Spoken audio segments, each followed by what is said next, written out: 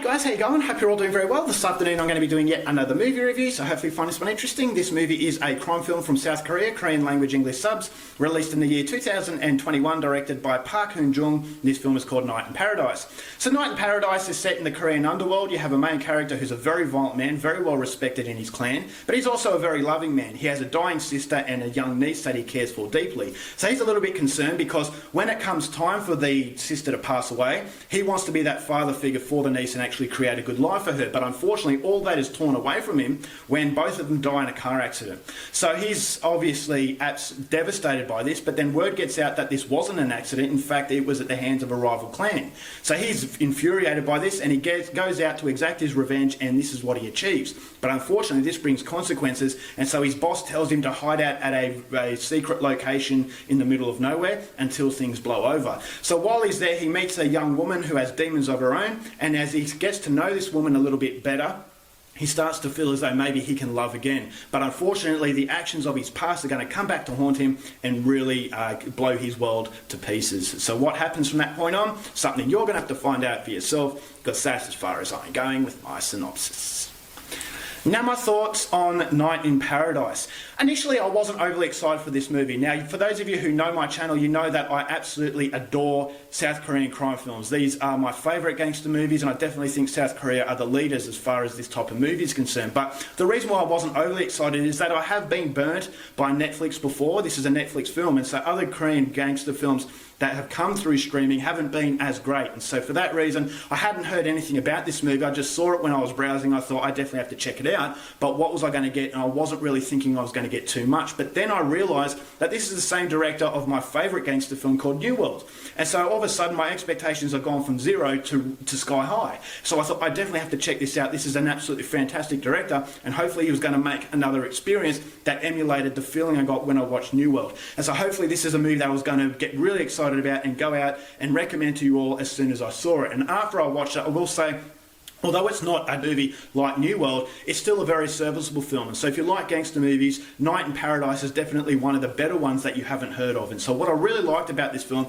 that's very, very brutal, very graphic and very gory. The gore in this movie is unflinching. It's very, very cruel. And so if you are sensitive to violence, this is a movie I would not recommend. But if you like your violence, then I definitely think this is a different type of film, is because it does use it in a very matter-of-fact way, but it's a very strong way, is that it has more purpose than just shocking to an audience. It actually showed you the world that this character was living in contrasting difference with the loving side of him. So this main character is very interesting because on one side he is a loving uncle to his niece, he's a loving brother to his dying sister, but when all that's torn away from him, he goes into a blind rage, and that blind rage showcases what he was capable of on the other side of him. And so I never felt as though he was using violence because he liked it. He used violence because he thought it was necessary, and that necessity for destruction basically caused his life to unravel. And so as it's slowly unraveling as time goes in, you feel as though it's a domino effect, is that he didn't necessarily want to be in this position, but this is the life he's chosen to lead. And unfortunately it does have consequences, and those consequences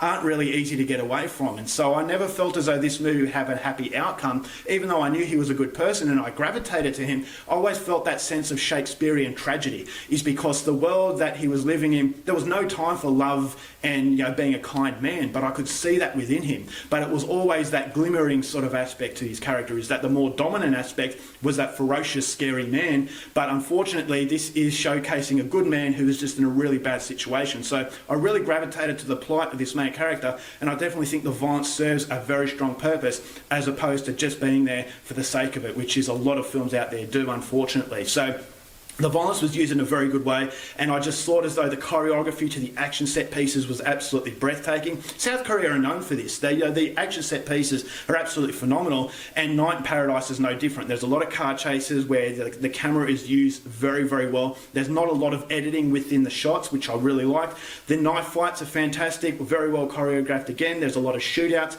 and so it's all the violence and all the action that you could ever ask for. But as I said, it's very stronger purpose, therefore it gives it a little bit more of a higher impact, and I never really wanted this main character to die, so that was fantastic. The production was excellent, very polished cinematography, which is, again, another trademark of South Korean cinema, and I thought as though the soundtrack was fantastic, and the ending was very downbeat, very hard-hitting, and that's something I really appreciated, because it keeps the tone of the film very, very consistent, so you always feel in the 2 hours and 12 minutes you're watching the same movie.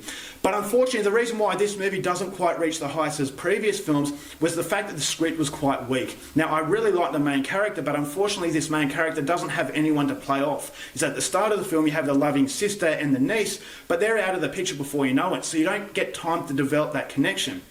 So it's a 2-hour film, it should have given it time, because if you could actually see the other people in this story as people, as opposed to just, news reports of, something horrible happening to a person, therefore it doesn't hit you on an emotional level. If I could actually get that emotion from these people, it would have made the action and that sense of hard-hitting violence as a character of its own even more hard-hitting. And so I definitely believe that this director missed a trick as far as creating characters that were very likeable, and so it forces itself to use melodrama in some aspects, and so that melodrama is there to compensate the lack of development within these characters, which is something that I found a little bit disappointing. And ultimately this is a problem with a lot of South Korean films, is that they're forcing the melodrama, they're forcing the sad music, the tears, and that's supposed to compensate because of the fact it doesn't allow you to gravitate to these people on a personal level.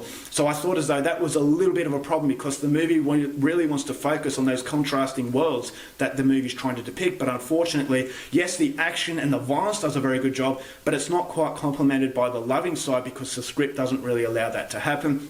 So I always felt as though there was a breathtaking action scene that I was completely in awe of, but then the character development was an opportunity to catch my breath before the next action set piece. And so as far as the tone, it was very consistent, but as far as the experience and the fluency, it was a little bit disjointed, which is something I didn't really appreciate. And I didn't like the fact that it uses a lot of gangster stereotypes and a lot of tropes that I thought were very predictable. It's been done before, therefore you can play fortune teller, which does lessen the impact to some degree. I thought the villains were okay, but the villains were very cardboard cutout, no real likeable qualities to them. So the main character is by far the most interesting, but then the rest of the characters are very stereotypical and don't really play well off this central performance. And so that was ultimately a problem, but it's very good as far as action is concerned, so it's serviceable and definitely worth one viewing at least.